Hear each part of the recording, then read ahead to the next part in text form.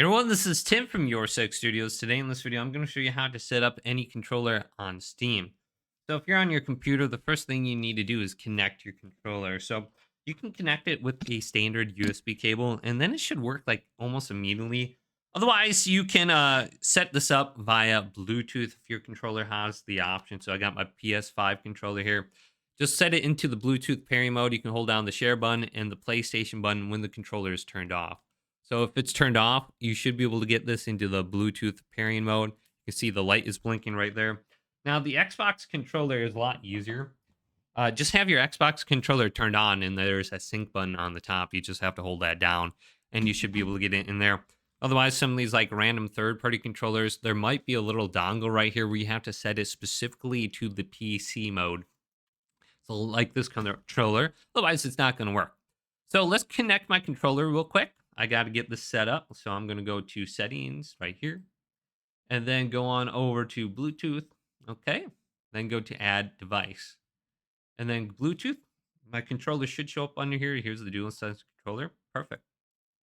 So my controller is now connected and it may not work in Steam quite yet. So open up Steam, go to the top, select Steam, and then go down to settings. Then scroll on down to where it says controller. Now you need to make sure you enable the controller first. So we got the DualSense controller. It's already showing up on here. But you can see under here we have enable Steam input for Xbox controllers. So if you want to use the Xbox, make sure this is enabled. Then we got PlayStation controller support. I'd go to enable in games without support. I'll just check mark this one. So if there's a Steam game that doesn't have controller support, you can still use your PlayStation controller. And then we have enabled Steam input for Switch controller, and then for generic controllers. So probably like the one I just had. Otherwise, I think that one might show up as like a PS5 controller or something like that. So if you're using a generic controller, you might want to have the other ones turned on as well. So it might show up like as a PS5 or Xbox controller. So you can just turn on every one if you really want.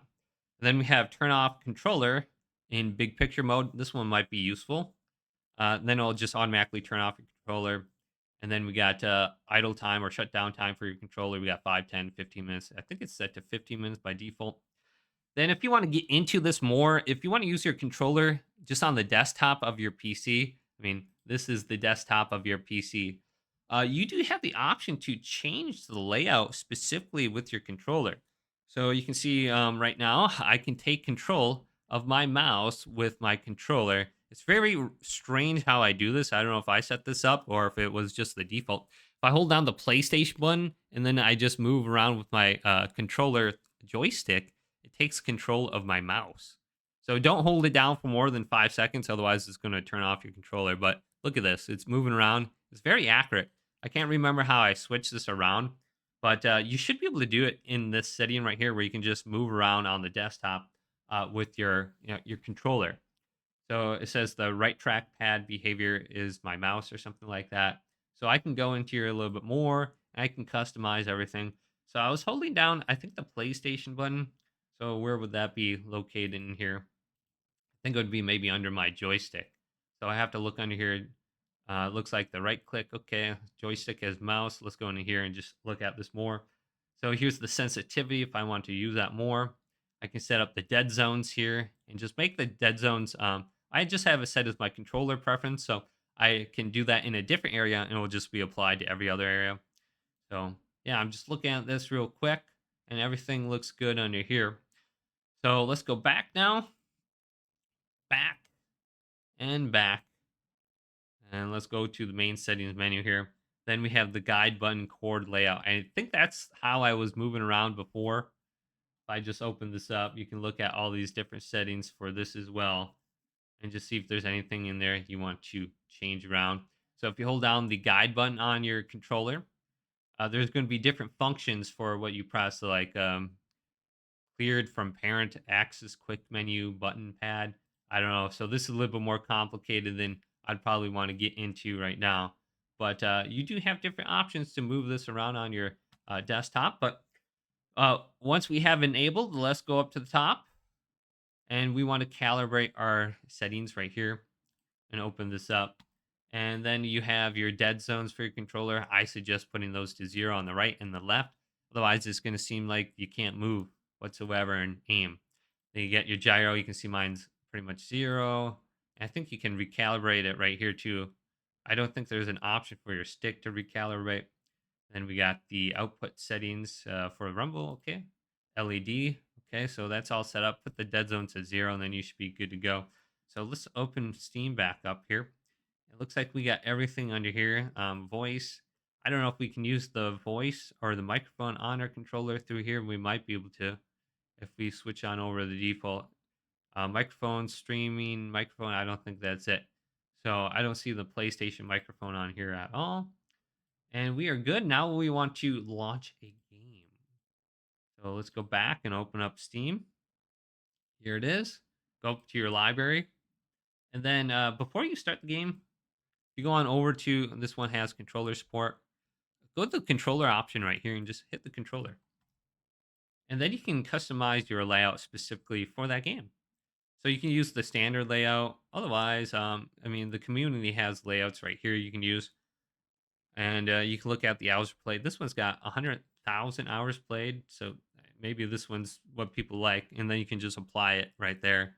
And then you don't have to go through the different button combinations and, and get them. So you can look at the default one right here. Otherwise, you can edit everything here. Now, you can go even further into the customization if you go to edit.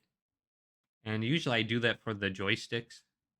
For the right joystick, here's linear. So if you don't want the stick response curve to be linear, sometimes I like extra wide or wide. So you can just move that around and that's going to like really change how you aim in the game. So if you want a little bit more, accuracy early on or later on in your stick rotation, you have all those different options right there. And you can look at the dead zones. No dead zones are selected. So, and then the haptic feedback on your controller as well. So you can go really in depth on it. And I like doing that. Then we can go back under here and we got the gyro. Just turn this off if it's on. Sometimes that gets annoying as can be. So if you play in a game that doesn't have controller support, like Rust, for example, does not support controller, I can come into here and you can see I can just use a community layout. Looks like they do have some templates if you want to customize that, but go to the community layout. Rust for PS5 DualSense, apply this, and you should be able to play with your controller in that game now. So it's that easy, even if it doesn't have controller support. Just look at the different layout options, make sure it's not completely goofy, and just set it up the way you want. Now, I think this is relatively going to be the same for me. The dead zones are a controller preference. Yep. So then you can just launch it and play with your controller. If you ever want to play in big picture mode, in the top right, got this low big picture mode option. This is designed for your controller. You can have Steam just launch from it'll just launch right away with the computer starting up, and then you'll never see the Windows 10 or 11 desktop at all. You'll just come right into big picture mode and use it like a Steam machine. Then you can use your controller in here. Works great. So just check this out. Hopefully this video did indeed help you guys out.